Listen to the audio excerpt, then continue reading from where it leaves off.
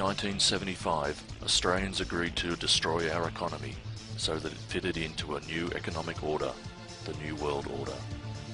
The Second General Conference of the United Nations Industrial Development Organization, UNIDO, met in Lima, Peru from 12 March to the 26th of March 1975. The outcome of that meeting was the Lima Declaration, a blueprint for the transfer of technology, tools and jobs to third world or developing nations, leaving the developed nations such as Australia short of technology, tools and jobs. This is now a reality with around 90% of our agriculture and manufacturing jobs gone. The result, yet another third world in the making. So, what is the Lima Declaration? How does it affect you and your family?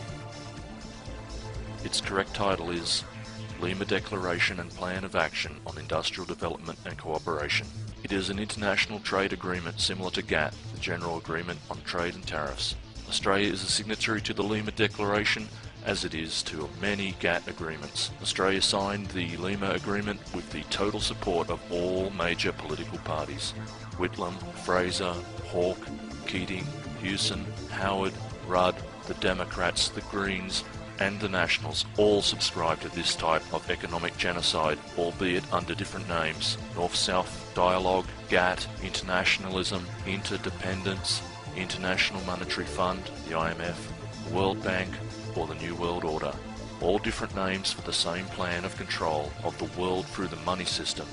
Control by sick minds, treasonous politicians, and bumbling academics and bureaucrats.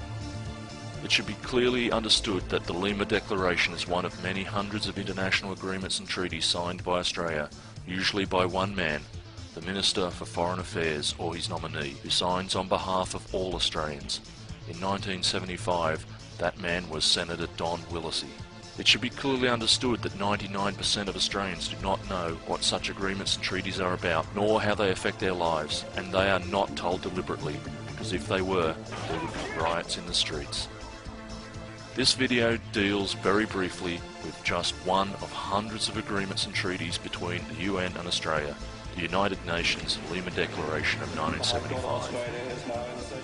International treaties in the main are the handiwork of the United Nations and have been used by Australian governments to undermine Australian sovereignty. The High Court decision on the Franklin Dam issue in Tasmania is a case in point, used to put in place processes, the impact of which the Australian people are completely unaware, and if they were aware, would be totally opposed to processes that get around the Australian Commonwealth Constitution. In other words, treason. And treason is being committed in the name of international treaty, or the other names given to them such as conventions, or in this case declaration, the Lima Declaration. You may say treason is a strong word, but after viewing this video, you will say it is not strong enough, without doubt sufficient reason to impeach the Australian government and opposition on charges of treason. So, how did our governments give effect to the Lima Declaration? Simply, the Lima Declaration is an agreement to wind down Australian manufacturing by around 30% and to import that amount from other preferred countries together with as much primary produce as we can consume, such as fruit, meat, etc. The 30% was a target that is now blown out. Current estimates are that 90% of our production capacity is gone and our jobs with it. There is no mention in the agreement about what will happen to Australians who lose their jobs, their factories or their farms. It appears they are expendable. How can a government wind down business activity? Simply by making an unlevel playing field. Increased taxes, interest rates, the cost of employing people, without the worker gaining any benefit of course, environmental planning and controls, all of these things in combination either destroy or decrease our ability to produce. A good example would be, if you wish to manufacture widgets in Sydney, you may require, say, 5 acres of industrial land at around $12 million, on which you will pay $25,000 a year rates and $25,000 land tax. It will cost some hundreds of thousands in contributions to council coffers and environmental studies, all of which you may borrow at high interest. Then, if you are lucky, you will be up and manufacturing in maybe 2 to 5 years. Then the unions will step in and cause loss of production. The government will make you subject to time-consuming unnecessary costs, paperwork, insurance and payroll tax, and force you to collect sales tax on your product, and threaten you with heavy penalties including jail sentences for non-compliance. Or, You can simply set up business offshore and export your ideas back to Australia. Our offshore neighbour, also a party to the Lima Declaration, will give you the land, assist you in every way and not tax you for the first 5 years. Their interest may range from 0 to 4%, not to mention the Australian government's incentives available to importers from preferred countries. And so the playing field is drastically tilted to get the result required by a combination of government and financial activities. So, how does the Lima Declaration affect you? Simple. 50% of the productive Australian workforce becomes unemployed.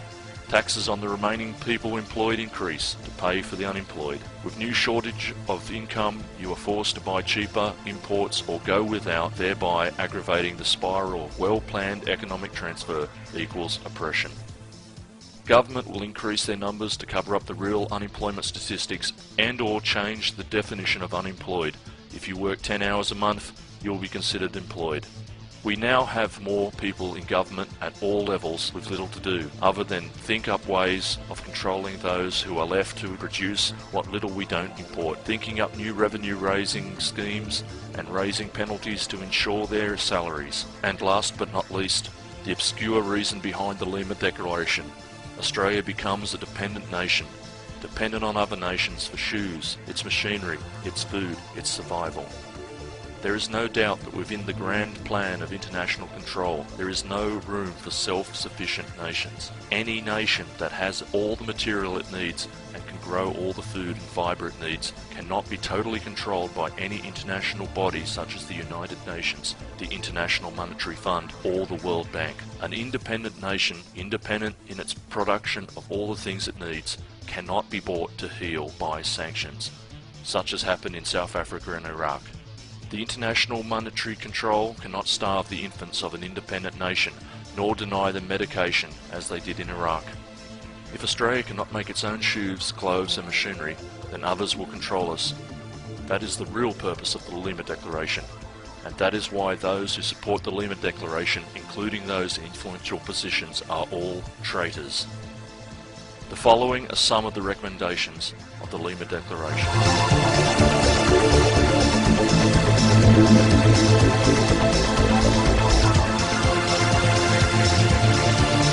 A new economic order by which complete control of the world and its people is planned through the total control of their economy, their means of existence. The basic economy I refer to is people. People create the need is then supplied by people's activity. All that is required for economic growth is for people to supply their own market. The proposed new economic order is not about developing third world countries' economies for the benefit of their people. It's about developing for the establishment's benefit, our would-be masters, the would-be masters of the New World Order. It is an absolute nonsense to say that a country needs to export to survive and prosper. Of course, one must export an equal amount to which one imports to balance trade. But the less it imports, the less it needs to export to effect the offset. What is required is a locally owned and controlled credit system, the essential ingredient in remaining independent of international finance, the exact opposite to the plans of the New World Masters.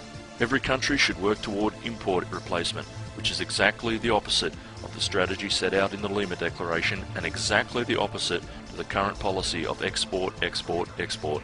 Currently, Australia exports below the cost of production. Therefore, the more we export, the more we go broke. If the fundamentals on which the Lima Declaration is purported to be built were half correct, our world would have to carry out export-import trade with another world in export to survive. This is quite obviously nonsense. The whole world will continue to fall for this treachery while ever the man in the street remains as a mushroom under the spell of bankers' trickery and that of the stooges who fill both elected and public service positions on all sides of politics. The new economic order is mentioned no less than 21 times in the Lima Agreement. That is what the Lima Agreement is about.